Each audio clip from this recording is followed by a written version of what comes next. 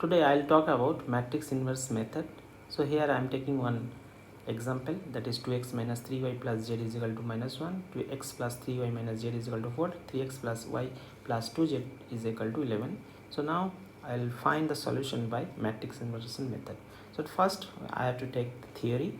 So first, given the equation ax is equal to b, means we can write in this equation ax is equal to b form.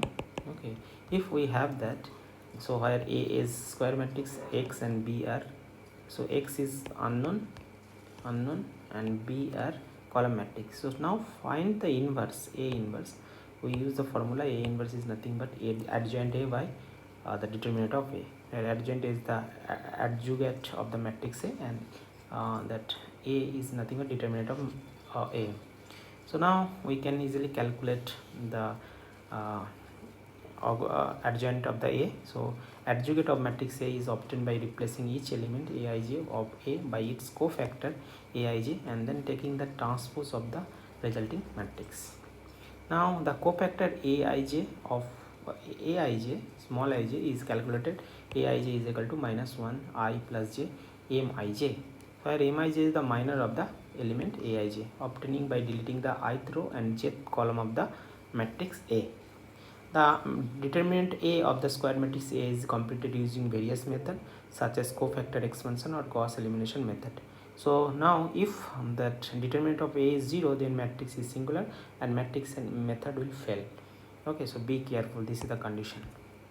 Now I am taking the problem here.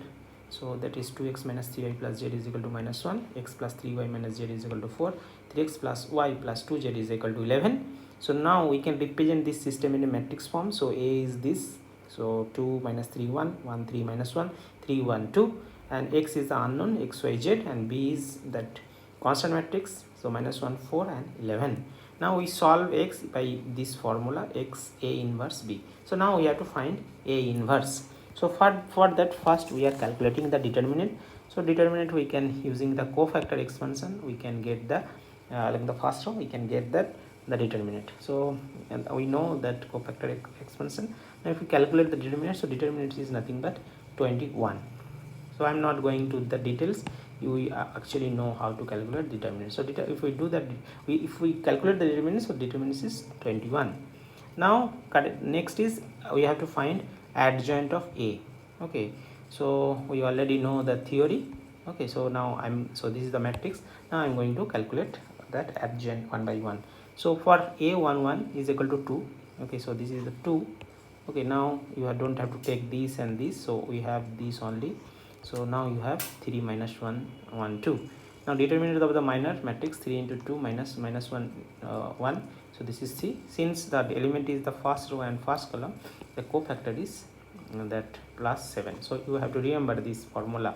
So this one, I minus 1 I plus j. So first row 1 and 1, so 2. So square is plus, so this will be plus. Okay, now for 1 2, so this element, so 1 2 means this element,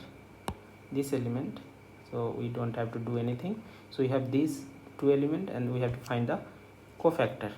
Okay, so now that A12 is minus 3, the minor matrix from the deleting the first row and second column.